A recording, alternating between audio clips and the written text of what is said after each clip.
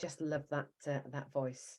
So thank you. Let's get going, and I'll say a little bit about who I am, and then move on swiftly. So this is me. I think I look far better in that photo than I do today. Believe me, this is the wind and the rain here in the UK. My name's Rhiannon, and this is quite depressing when I look at this. I spent probably my best part of the last 20 years working in various different HR, leadership, and talent roles, and this is where I kind of feel very old. But after a career that I've really enjoyed, I had some great opportunities. In fact, I did some really great pieces of work. I started to become a little bit disillusioned with the corporate world. I was kind of disillusioned by the way organizations were approaching people management and people development and talent and leadership in particular. I felt that we got very focused on being very efficient and very effective and driving productivity, and we kind of forgotten that this is human beings. Human beings are what we're dealing with out there. And actually, do you know what? I suppose at its worst, I remember looking back and thinking, do you know what? We're still doing the same kind of things in this organization that were done kind of 10, 15 years ago. So I left and I set up my own business, and I now work for myself. And what I love doing is working with ambitious organizations to help them create some awesome employee experiences, because I'm a real believer that employees will deliver a level of customer service that reflects their own experience of the organization. So now this is where I am, and this is why I've ended up doing, amongst other things, this webinar today. And today I want to talk about onboarding in particular, a key part of your talent toolkit. But again, what I'm finding is that we still tend to be doing similar things these days than we have done traditionally. But you know what, before I dive into that detail, just would like to hear from you guys. We're going to run a couple of polls, and in a second, Alex will run our first poll, but I really want to understand your thoughts and your feedback. When you think about onboarding, what are your top 3 priorities that you want your onboarding system to deliver for you? What's really important for you in terms of onboarding? Alex, if you could get that first poll going, that would be lovely. And we'll just give everybody a couple of minutes to vote. So what are your top 3 onboarding priorities right now? Now, we've given you loads to choose from there, so hopefully it hasn't blown your mind too much. What's important for you? What are your top 3 priorities right now? Give a couple of minutes for people to vote. Oh, start to see people voting now.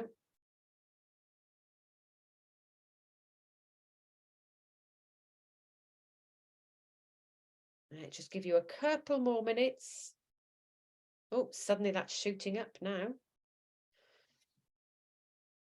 It's a little bit like countdown now. We'll count down the last couple of seconds. What do you think, Alex? I think everybody might have voted. Do you think? We've slowed right down now. Shall we end the poll? And, yeah, I think we're going to end the poll for now. Thank you. And there we go. Results. So this is where I've got to get a bit close to see. The top 3 onboarding priorities right now. So building engagement levels, I can see, is featuring right at the very top there, but very closely followed by building relationships and collaborating. And then I think maybe the next one down is navigating structures and that whole informal organization. Interesting. But do you know what? There's quite a spread across all of the answers there. Nice. Well, that's really helpful. And I'm hoping that's also helped you as well, kind of see what is on your colleagues' thoughts and agendas right now when it comes to onboarding. Thank you, Alex. If you could close down that poll for us. Probably have to click in the top left-hand corner, maybe, I think, with the red circle. So that's given us an indication of what's on your mind right now. Are you all right with that, Paul? Shall I? You can close that one down, Alex. Yeah, I just closed that. Let me know if you still see that, because it's no longer on my screen. Is it on anybody else's screen? Or is it just, oh, do you know what? It's just me. I'm going to ignore it and move on then. That's fine. Thank you very much for that. So next thing though, I ask you a lot of questions. You come on a webinar with me and I keep asking you questions, I'm afraid. But if this is your priority from an onboarding perspective, I'm also quite keen to understand what's in your toolkit as well right now. So when I say what's in your toolkit, what tools, techniques or systems do you use to onboard people right now also? Alex, hopefully because I've still got a poll sitting in front of me, so I'm going to ignore this one for the rest of the webinar. Are you able to launch that second poll for me, please? Keen to understand, what do you currently use to onboard people? Thank you. Yeah, right now we're just launching the poll, so please free to answer.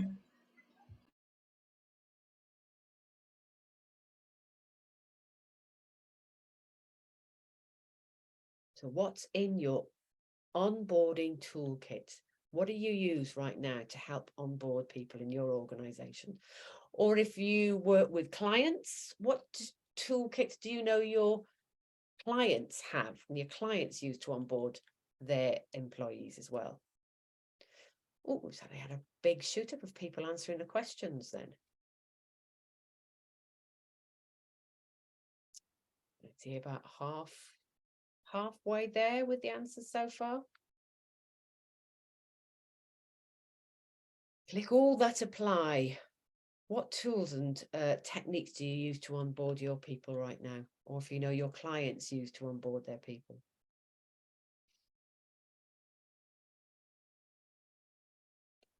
Oh, I think those answers started to slow down now. Do you think, Alex? Are we there? Yes, I think we're done. I'm going to end this poll. Thank you. Right, so let's have a look. So what are we using?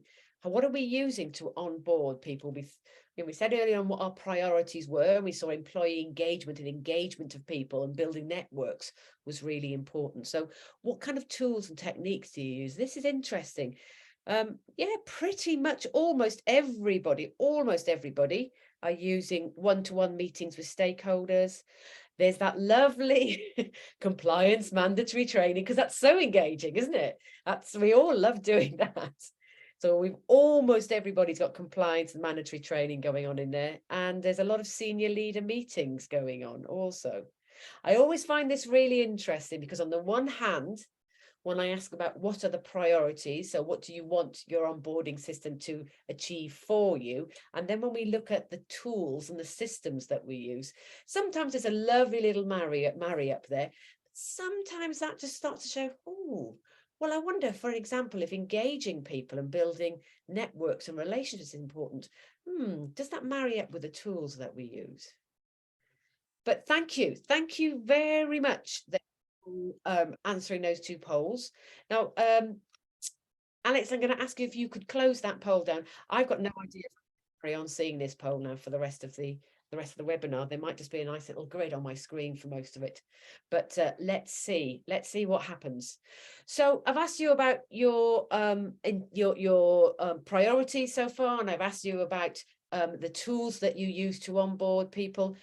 Now, here's my suggestion as to why I think the traditional way of onboarding people might not be relevant anymore. And I think we might be getting some little messages from some of the priorities that you've already mentioned. Well, the world has changed. You don't need me to kind of say this, but I think these are some of the key areas as to where I think the world has changed. For a start, employee expectations have changed dramatically. It was very much on the change and changing. We wanted something different from work way before COVID hit us, but the pandemic and COVID, I think, has just escalated people's expectations even further, and changed what we want from work and what we expect from our employers so much than we ever have done.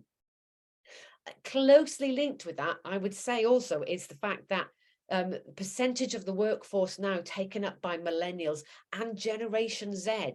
So that's my 17-year-old daughter. She's starting to enter into the labour market. different generations want different things and expect different things. And now, as we're seeing more and more of the percentage of the marketplace being taken up by millennials and Generation Z, their expectations are changing the whole of the workforce as well. Our jobs continue to transform.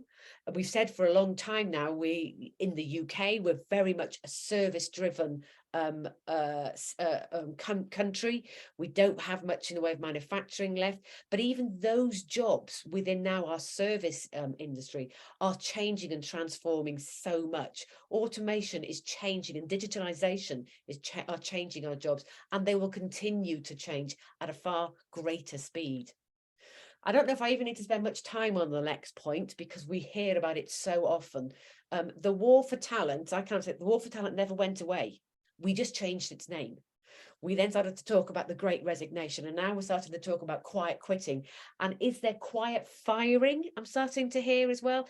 Well, quiet firing, I suppose, is a slightly different thing. And you know, in my word, maybe that's just a nice way of saying poor management. But do you know what? There is such a there's such a war for attracting and retaining great people. Talented people are not growing off trees anymore.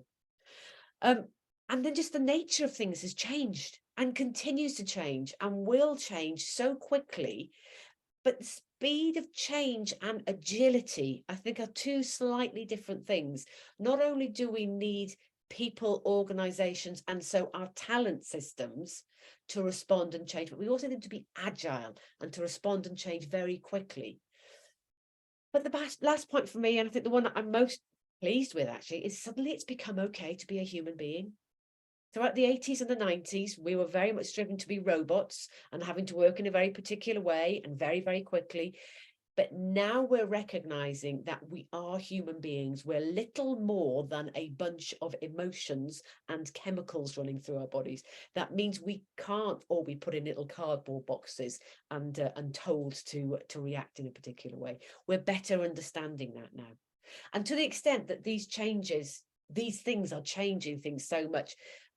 50% of people recruited into an organization are likely to leave within the first 2 years of them being employed.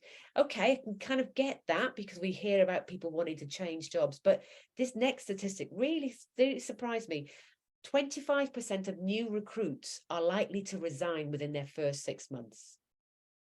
Now, when we think about the amount of time, energy, effort, and money that we spend on hiring people in this day and age, really, we need to think of doing our onboarding in a different way. The world around us has changed, and we need to change the way we onboard people as well. So I suppose there's a little bit of background there that makes me, that kind of explains why I think we do need to do things differently. But before I go any further, and I promise you this is my last poll, the last question I'm going to ask you here is, you've told me a little bit about your priorities. You've told me a little bit about the tools that you use. We're in a safe environment here within these kind of 4 walls. Go on, be honest. How well do you think your current onboarding system or approach is helping you address those priorities? Alex, could you just run that final poll for me, please? It'd be really interesting to see. We've said what we want to achieve. We've said the tools that we've got to try to achieve it. So let's be honest with ourselves. My current onboarding system supports the achievement of my strategic challenges. How well do you do this?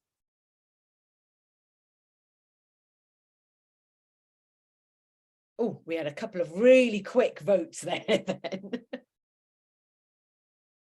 Yeah, couple more coming through.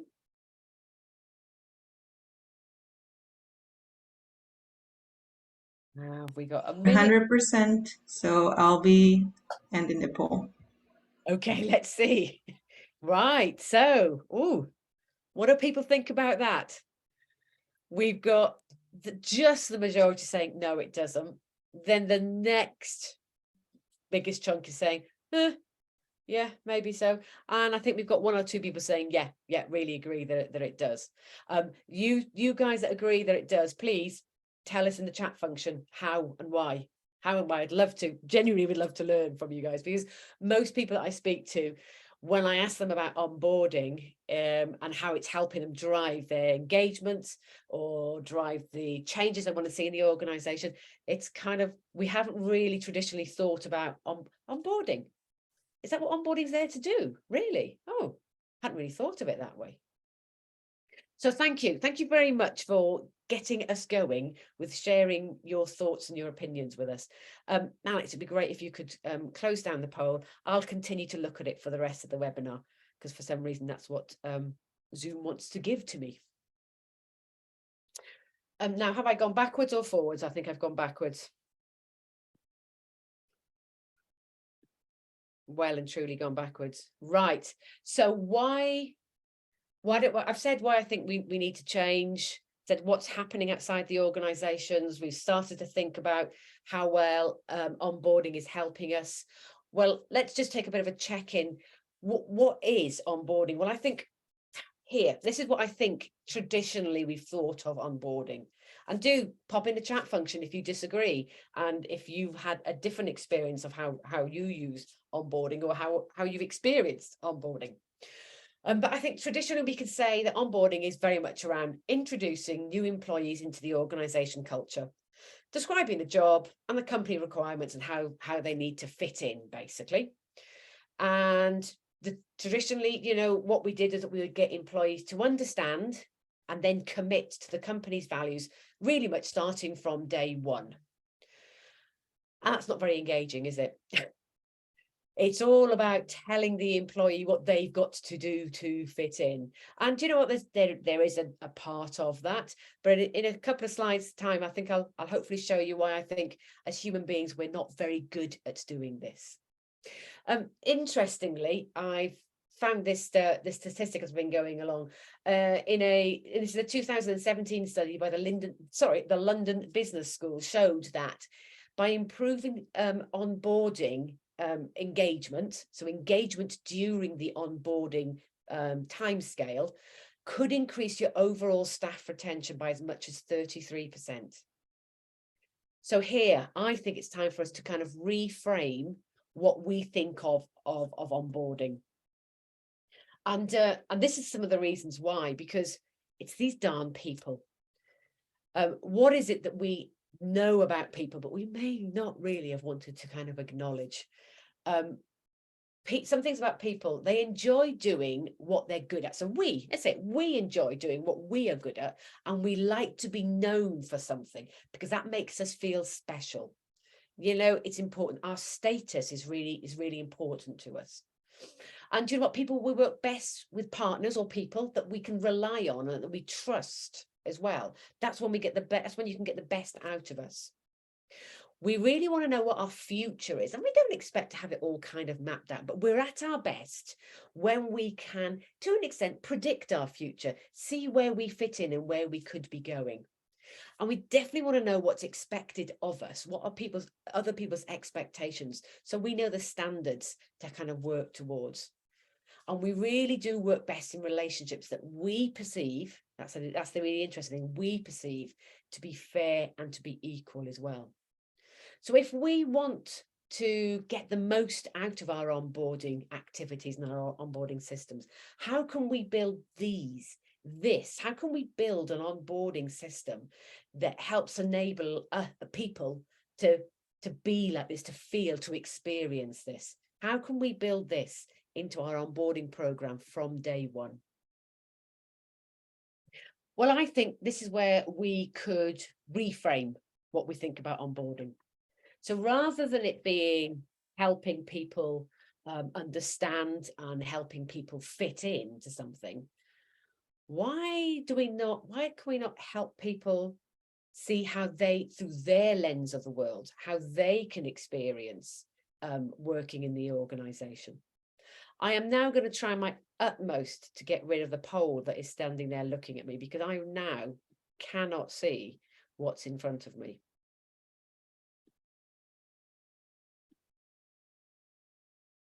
And I may well have now completely moved my slides around. Alex, can you tell me what people can see, what you can see right now? Yeah, the Zoom screen. And now you're back to the slides, but Yay. Let's try that again. Thank you. Oh, do you know what? The good news is I have got rid of that poll. So how can we help new employees know how they can apply themselves, what's important to them, their perspectives, their strengths, to deliver value for the organization or for the job or for the customer? It's a slightly different, but quite an important reframe. Rather than looking at onboarding as helping them fit into the organization, how can we help them see where their best self can fit in and how they can benefit and contribute towards the organization? And that's about shaping the onboarding process around other people's needs, around your new starters' needs, rather than how they need to shape around your organization's needs. So bear with me on this, because this might feel a little bit strange and a little bit different, but there's a really good payback from this. And here are some practical things by what do I mean about that? Well, in almost every onboarding experience I've had, it's involved people talking to me and telling me about the organization, telling me about the values, and actually, why that organization is so brilliant, so marvelous. But instead, why not try something like this? Talking about how the individual, by working here, will give the employee an opportunity to express themselves and to create their own individual opportunities through the lens of working here. So understanding and helping people see where they could be at their best selves by explaining more about the organization. And rather than lots of presentations by senior leaders or these star performers where people are just hearing, how about getting people involved, problem-solving exercises or activities based on what they've heard about the organization, based on what I've heard? How can I contribute here? How can I be a part of that? And you know what, at its simplest there, rather than giving a kind of a fleece with a sweatshirt, a fleece with the company name or logo on it, make it a little bit more personalized. Now, these suggestions come straight from a fantastic piece of work that you'll see in the bottom left-hand corner there, that was led by Daniel Cable. So if you're interested in learning a little bit more about how can you personalize, practically, how can you personalize your onboarding experiences, I would definitely recommend having a look at some of his work. So, okay, so here's a concept, trying to understand more about the individual so that you can help that individual see how they could contribute. Now, that's something a little bit different.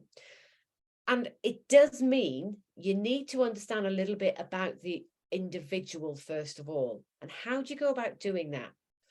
Well, here's my suggestion, and this is a model that here at Blue Grape we are developing as an alternative to the traditional approach to talent management.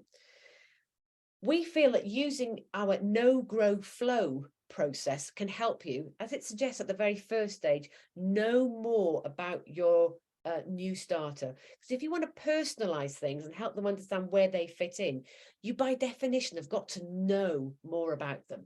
Once you know more about them, then you can help them grow in ways that will satisfy their desires, their aspirations, and the organization's aspirations, which in turn will help you and the individual flow around the organization for where they are going to be at their best, but also where the organization needs them.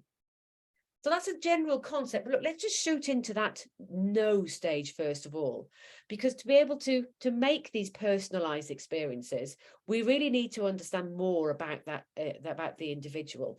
And this is where our know onboarding toolkit can help. Just imagine this. If you knew about your people's skills, competencies, and aspirations right at the recruitment and onboarding stage, if you know about your people that you're bringing, you're going to understand and measure you're going to understand their emotional intelligence, their personality, you're going to understand all of those things. And also we can help you then break down your organizational values into characteristics that we can measure in employees as well. So by using this know onboarding toolkit, you're going to get a good understanding of what your employee needs and wants, and then be able to tailor that onboarding. But do you know what? Even if you don't use our know, grow, flow toolkit, let me just carry on and tell you a little bit about what you could do to tailor that onboarding process, so it's becoming more personalized rather than just socializing the new starter in your organization.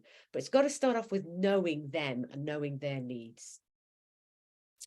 When you know your individual, when you know their needs and what they want, it is so much better or so much easier to explain to them what is expected of them. You can frame that's something, whatever that something is, what is expected of them. You could frame it in ways that interest your individual and interest and benefit the organization as well. Because this is the key question. It's a simple question, but it's such a key question that often goes unanswered when you start in work. What is expected of me? What do you really want from me? And there's no way someone can be successful at something if they don't understand what that something is. And understanding is absolutely key here. And understanding between employees and managers, let's face it, that understanding piece is sometimes what our managers struggle with. Understanding, having an understanding between them and their employees well. So we need to help them, help our employees, our new starters, understand what's expected of them, and how they can then relate to the teams and the business needs and the organization's needs. Understanding what your individual wants and needs is a perfect starting point for that, because you could then help them utilize their unique perspectives and their unique strengths to deliver. But you can also help them identify and be a bit more visible about some potential blind spots as well. Because if you know about that individual, you know what's of interest to them, you know what their aspirations are, you can have far better quality conversations to help them bring their best self to work, which then in turn will open up for better conversations when you need to highlight some things that could be a bit of a blind spot for them as well. So knowing the individual will help their understanding of what is expected of them. So there's kind of maybe, takeaway number one. So something for you to try here. Maybe rather than just sharing a job description and some organization charts with them, because that's very practical, why not try to discuss outputs, that things that you expect from them, standards, and other stakeholders, and help the employer and let them consider the how.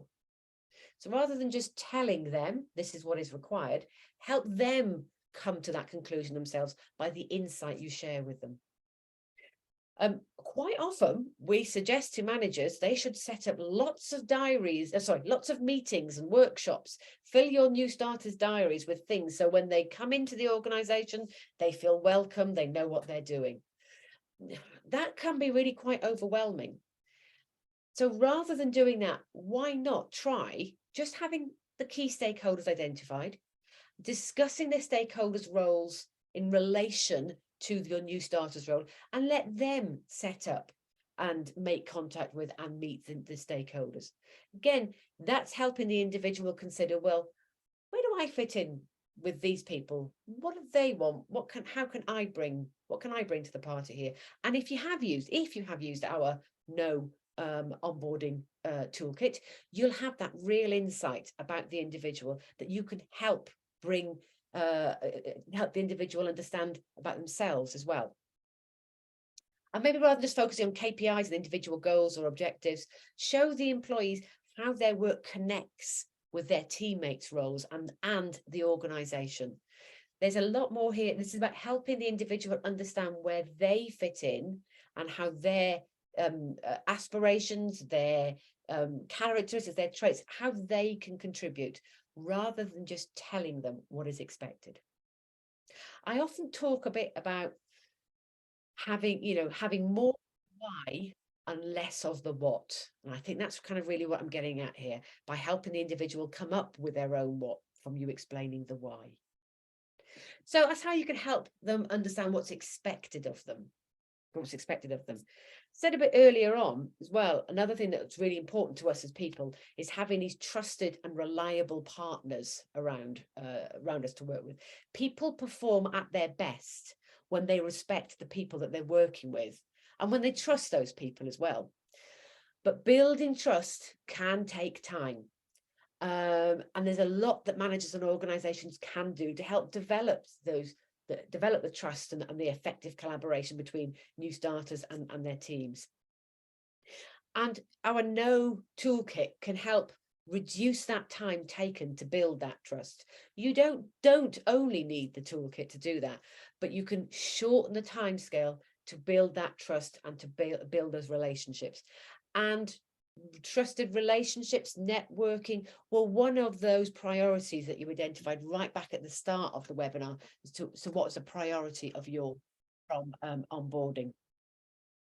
So investing some time and some resources into discovering the employee's strengths is a great way to build relationships and to show that you as a manager and as an organization care about the individual as well. And the manager's role is absolutely critical in the onboarding relationship here.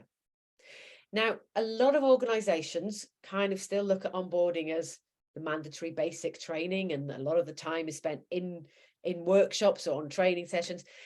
If that's the case, get them out of the workshop, get them out of the training sessions, and help them connect with their employees early on, as early as you can do, because that's critical to developing those trusted relationships. This is definitely not something that should be led by HR.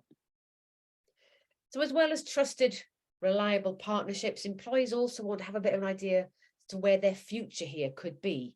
What could the future look like? Now, this one is really difficult because, as that squiggly line suggests here, you know, there isn't one potential future, and everybody's future could look a bit different. And actually, let's face it, can easily change as well. And what I think I might want to do in an organization probably isn't going to be what I think I want to do in an organization in the next couple of years' time. But the more you can understand the individual, and the more you can help the individual understand where their skills and their aspirations could fit in, the more likely they are to be able to see this future, whether it's a squiggly line like this, or whether it's an absolutely straight parallel line or a diagonal line going up. The more the individual understands about themselves, the better likelihood there is for them to see a future for themselves in this organization. And this might feel really strange because we're talking about potentially day one, week one, month one. Why do we need to show employees this in their onboarding period? Because very quickly, the excitement of starting in a new organization and all that buzz that comes with it, very quickly that does wear off. And then employees are looking for, okay, where do I go next? What else could I do? And interestingly, some research done by Gallup recently suggested that where their future lies is the second strongest association with an exceptional onboarding experience. So that was the second most important thing for employees when they were talking about what is an exceptional onboarding experience. And Gallup went on to find a really strong correlation between an individual perceiving they've had a brilliant onboarding experience and their engagement and their retention within the organization. So the sooner we can help employees feel that there is a future here for me, and I could see where that future could be, the more likely we are to see engagement and retention on the rise as well. But you know what? I've just had a thought. I haven't stopped for 1 minute yet to have a think about the chat box. And Alex, I can't see the chat from where I'm sitting. Is there anything in the chat box that is that people would like, that people want to share, or people asking a question or giving any of their experiences for us? No question or feedback so far, but if something comes, then I'll let you know. That's lovely. You've all been very kind and very polite and helpful to me today. But again, please, any questions, comments, or something you want to share, just do fire away and use the chat function. So we're helping people see where their future may be in the organization. Again, this is all helping the onboarding experience become more personalized rather than just a practical or socialization. Where else do we go next? I suppose it's that so what and why moment now, isn't it? Why should we care about onboarding? Is it not something that is just functional and practical? And is it not something that we need to get employees through in the organisation as quick as we possibly can do? So do you know what? What I want to leave you with is, I'm not saying we should completely stop what we're doing with our onboarding processes and activities now. There will always be a need to ensure that people have completed their mandatory training. There will always be a need to ensure that the practical right to work checks, screening, all of that good pre-boarding stuff is carried out.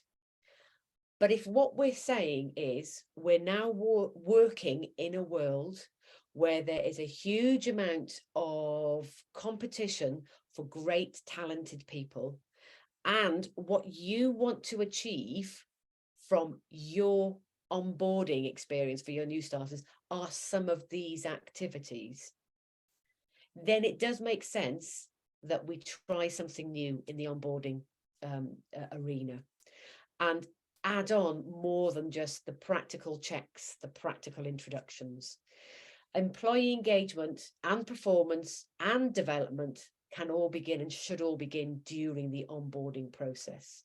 It's about laying those foundations for future engagement, and it really does need some careful planning and thinking. If we want to get the best return on that onboarding experience, which we now know can last up to anything for the first 12 months of an individual's time in an organisation, because what we do now know, and Gallup has found, has lots of research to demonstrate this, that employees don't perform to their best for their, or it can take up to 12 months for an employee to perform to their best. That's a substantial amount of time that they're with you in the organisation. And for that reason alone, I think is a really good reason for us to consider onboarding in a different way. So hopefully what I've mentioned to you today has given you some food for thought as to how you could change and include some different things in your onboarding experience. The key thing for me, I think, is understanding more about your individual and helping them see where they fit in, rather than asking everybody to fit into your organization. We're increasingly living in a personalized world these days with personalized expectations.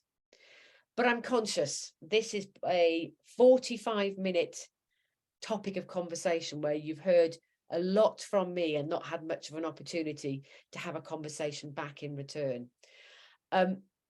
If any of this sounds of interest to anybody, as you may have gathered today, I love to talk. I would love to have a conversation with you. I offer a 45-minute discovery call for anybody. Normally involves having a cup of tea remotely as well, to better understand what your challenges are in your organisation as well. So please, if you would like to, there are my contact details there. Reach out and let me know. And if you would like to hear a little bit more about why I think the world of talent and leadership development needs to change, and the type of things that we need to do to change that, if you'd like to keep in touch, please pop into the chat function, even just a yes, please. And I'll add you onto a newsletter that I do regularly, or I'll reach out and just say a quick hello and see if you would like a conversation as well.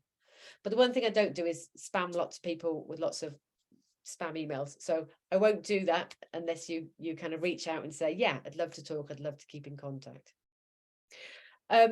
Otherwise, I'm going to say thank you very much for your time today. I hope this has prompted some thoughts and some ideas for you. And we'll stop the recording now in a minute. And if you'd like to keep in touch, then pop something in the chat.